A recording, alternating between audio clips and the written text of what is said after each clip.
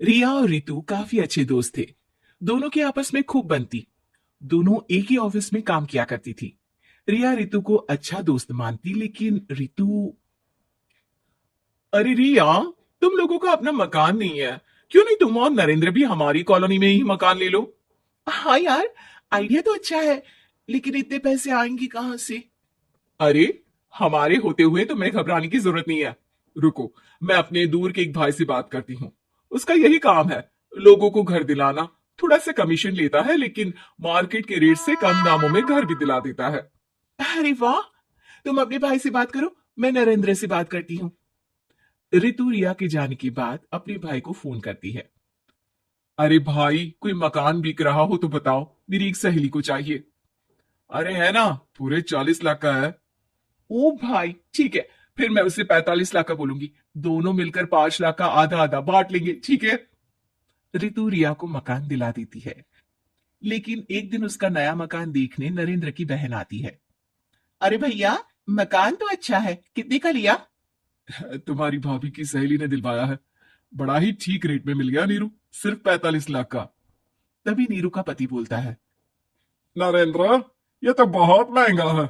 मेरे दोस्त ने भी यही मकान सिर्फ 38 लाख में लिया है। चलो मैं तुम्हें उनके घर ले चलता हूँ। दोनों नरेंद्र की जीजाजी के दोस्त के घर जाते हैं, जहां उन्हें रितु का भाई मिल जाता है। क्या बात है, आपने हमें धोखे से महंगा मकान बेचा है। पता है कितनी मेहनत की कमाई का पैसा है। अब ये तो आप उन मैडम से पूछिए जिन्होंने आपको ये मकान दिलाया है। उनके कहने पर ही मैंने ये रेट लगाया था। अब नरेंद्र को रिया पर गुस्सा आ जाता है। वो रिया को कहता है। रिया, तुम्हारी सहेली रितु तो एक नंबर की चालबाज और धोखेबाज निकली। मैंने उसके कहने पर इस मकान के 7 लाख ज्यादा खर्च किया है।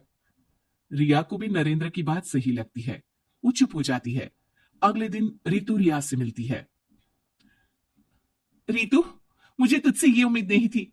तुमने 38 लाख का मकान 45 लाख में हमें बिकवा दिया। रितु अपनी पोल खुलती देख जोर जोर से रोने लगती है। अरे मैंने क्या बुरा कर दिया, तेरा भला ही तो सोचा था। अरे तुझे उस प्रॉपर्टी डीलर की बात पर भरोसा है, लेकिन अपनी सहेली पर नहीं। रिया को रितु के आंसू सच्चे लगते हैं और वो उसे शांत करती है। अरे अच्छा, शांत हो जा, चुप हो जा। सॉरी, हम लोगों की ही गलती है। हमें मार्केट में पहले रेट पता कर लेना चाहिए था। चल सॉरी। अब रितु आए दिन लोगों से रिया के पीठ पीछे बुराई किया करती थी। रितु अपनी ही दूसरी ऑफिस की सहयोगी से कहती है। अरे ये रिया भले ही मेरी अच्छी दोस्त हो, लेकिन एक नंबर की कंजूस है ये। कभी कुछ खाने जाओ तो पैसा मुझे ही भरना पड़ता है। तभी वहां रिया आ जाती है। अरे रितु सॉरी यार, वो कल के खाने के पैसे तुझे देने पड़े। चेक कर ले, अब मैंने तुझे पेटीएम कर दिया है। अच्छा चल, मैं जा रही हूँ। रिजाइन जो दे रही हूँ, बाद में बात करते हैं। रिजाइन? क्यों? तूने अपनी बेस्ट फ्रेंड यानी मुझे भी नहीं बताया, क्यों? अरे नहीं यार, ऑल सडन प्लान बना। दरअसल ये नया घर का ईएमआई निकालनी काफी मुश्किल हो रही है, तो सोचा घर पर ही कोई बिजनेस कर लूं। अब इतनी थोड़ी सी कमाई में हो नहीं पा रहा है ना। अच्छा अच्छा, क्या बिजनेस करेगी?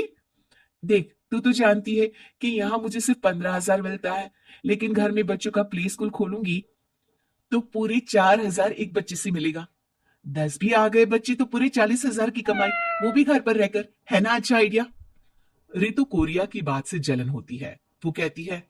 अरे फिर 10 क्या, 50 बच्चे का ही सोचना। अरे कहाँ यार, घर में इतनी जगह कहाँ। सुन ना, एक काम करते हैं, हम मिलजुल कर किराए का मकान लेकर उसे सजाते हैं।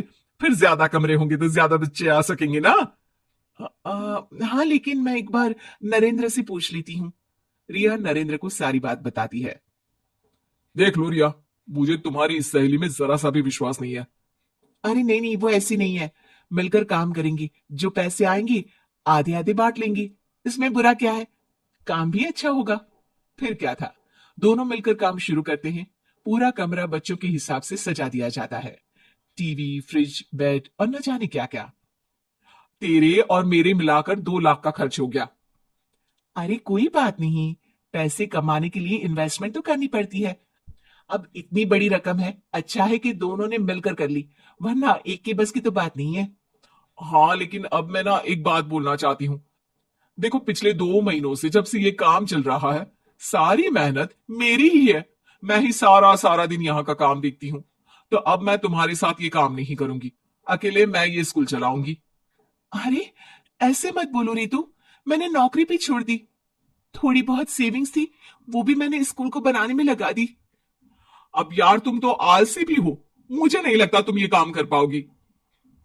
रितु, नरेंद्र ठीक बोलते थे, तुम भरोसे के लायक नहीं हो। ये मेरी गलती है कि मैंने तुम पर विश्वास किया। अच्छा जी, तो गलती की ना। मैं तुमको तुम्हारे पैसे धीरे धीरे करके दे दूंगी। अच्छा होगा कि अब तुम यहां से निकल जाओ। बेचारी रिया सर झुकाकर घर वापस आ जाती है। नरेंद्र, वही हुआ जिसका डर था। रितु ने मुझे पार्टनरशिप से हटा दिया। मैं ये बात जानता था रिया, लेकिन मैंने तुम्हें इसलिए फोर्स नहीं किया क्योंकि जब तक तुम खुद धोखा नहीं खाती तुम्हें अकल नहीं आती। हाँ लेकिन अब वही जो पहले सोचा था। और फिर क्या, रिया घर से ही बच्चों को संभालने का काम शुरू कर Thank देती। you.